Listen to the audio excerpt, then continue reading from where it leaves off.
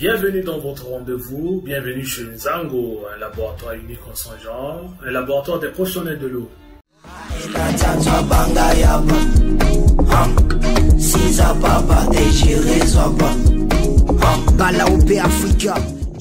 Pour cette vidéo, nous parlerons de ces deux entités majeures que sont la pluie et le débit. La pluie, phénomène météorologique phare, le débit, volume d'eau écoulé dans une rivière.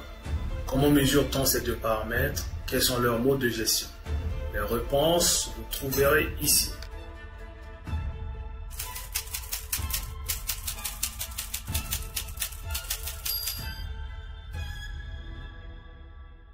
De point de vue statistique, la pluie est une variable rebelle. De ce fait, il est important de mieux la comprendre pour mieux la gérer. Comprendre la pluie, c'est caractériser sa nature, sa fréquence et surtout son intensité. L'intensité ici se rapporte à la quantité de pluie tombée par heure. Pour les hydrauliciens, la connaissance de l'intensité est essentielle pour dimensionner les ponts, chaussées, voiries et réseaux divers. Il est admis par tous les ingénieurs routiers que le premier facteur de dégradation des routes est la pluie, car l'eau de pluie est un agent d'altération chimique. Ce phénomène d'altération est très prononcé en domaine équatorial, là où la pluie est vraiment intense et agressive par sa température toujours élevée et les molécules qu'elle comporte. La pluie équatoriale comporte des molécules qui interviennent dans la dissolution des liants des chaussées. C'est pourquoi les ingénieurs de chaussée utilisent l'intensité de pluie pour dimensionner les routes. C'est elle qui oriente le choix des matériaux de revêtement routier. En matière de quantification, une pluie se mesure au moyen des dispositifs suivants. Un pluviographe bien sûr, mais également à l'aide d'une station météorologique lorsque l'opérateur a besoin de mesurer d'autres paramètres supplémentaires. Tel est le cas dans le domaine agricole et dans la prévision météo. Ainsi, le laboratoire Nzango dispose des équipements qui enregistrent les paramètres météorologiques en continu. Notre dispositif est facile à installer et fonctionne avec un panneau photovoltaïque. Les données sont directement transmises à distance vers une tablette connectée. Au-delà de mesurer en continu, il vous offre la possibilité de faire des prévisions d'une semaine en avance. Si vous êtes exploitant agricole, nous pouvons vous installer une station météo dans vos exploitations pour gérer vos champs et bassins piscicoles. C'est bien connu que les cultures céréalières sont gourmandes en eau. Il faudrait faire des mesures en continu pour anticiper des périodes sèches et humides, sans quoi cela pourra impacter votre activité et chiffre d'affaires. Si vous êtes producteur d'énergie hydroélectrique, vous le savez, les lacs de barrage souffrent en général d'un déficit en eau lié à l'évapotranspiration.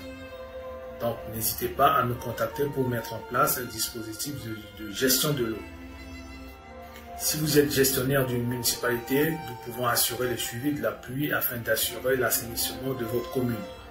En effet, l'excès de pluie peut engendrer des inondations urbaines lorsque le réseau d'assainissement d'une ville n'est pas au point.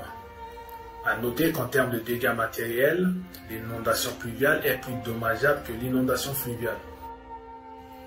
Gérer les eaux de pluie en ville relève de la compétence municipale. Cela rentre dans l'assainissement urbain. Assainir une ville, c'est tout simplement aérer la ville, la rendre bon vivre à travers un réseau routier, un réseau d'eau pluviale, un réseau d'eau usée et un réseau d'adduction d'eau potable. De manière caricaturale, on peut dire que les 5 verbes de Boganda se résument à l'assainissement. En effet, l'assainissement est la première étape pour transformer une ville. C'est ce qu'a fait Kigali, pareil à Abidjan, Dakar, Nairobi. Même Paris est passé par là. D'ailleurs, le terme réseau d'assainissement est aussi appelé réseau haussmannien du nom de l'ingénieur et baron Georges Haussmann qui a transformé Paris en 20 ans. Figurez-vous, Paris n'a pas toujours été une ville agréable à vivre.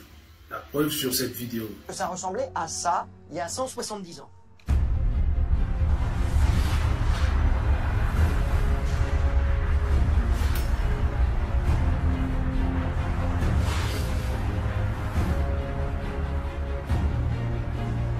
Incroyable. Ouais.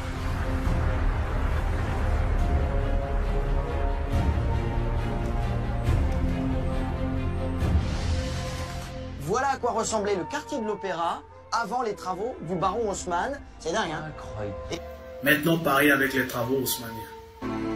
Tu vois, Laurent, ça, c'est du Haussmann. Là.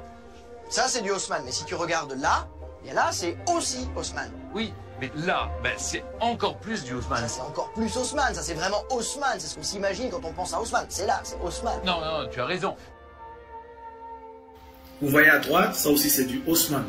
Et oui, Bangui, à l'origine, était conçu suivant ce principe haussmannien, avec de grands boulevards qui convergent au PK0, des avenues symétriques, des boulevards qui étaient équipés en surface par des bâtiments géométriques, des corridors végétaux, et en souterrain, il y avait des égouts pour évacuer les eaux pluviales et usées.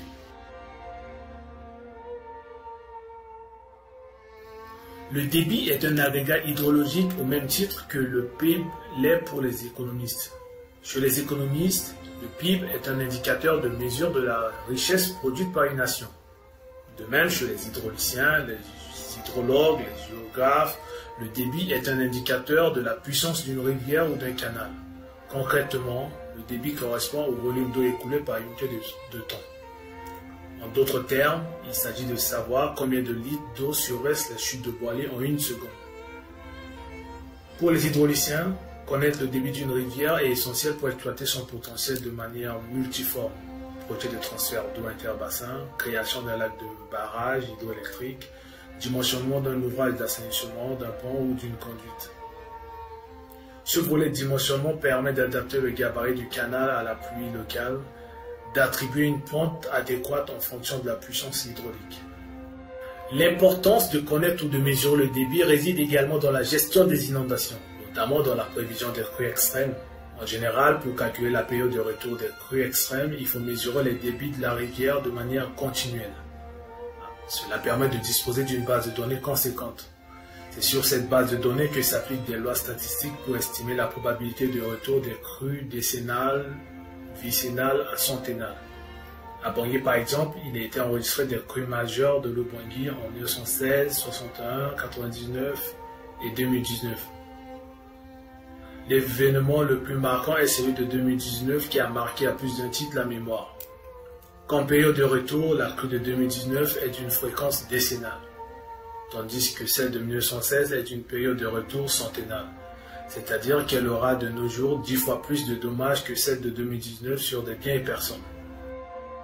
Pour des besoins ponctuels, nous vous proposons de mesurer les débits de vos rivières et canaux au moyen de nos débitmètres ou courantomètres.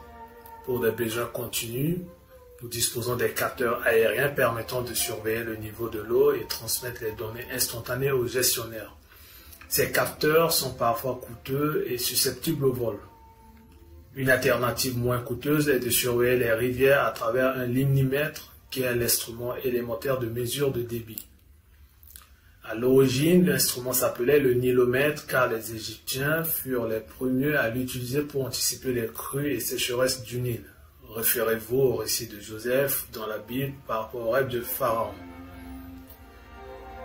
Le laboratoire dispose de plusieurs limnimètres que nous pouvons vous installer. La preuve en exemple, nous disposons d'un limnimètre installé sur la rivière Goubagara au droit du pont de l'hôpital de l'Amitié. Cela permet de surveiller cette rivière en amont afin d'anticiper les débordements en aval, notamment dans les quartiers bas.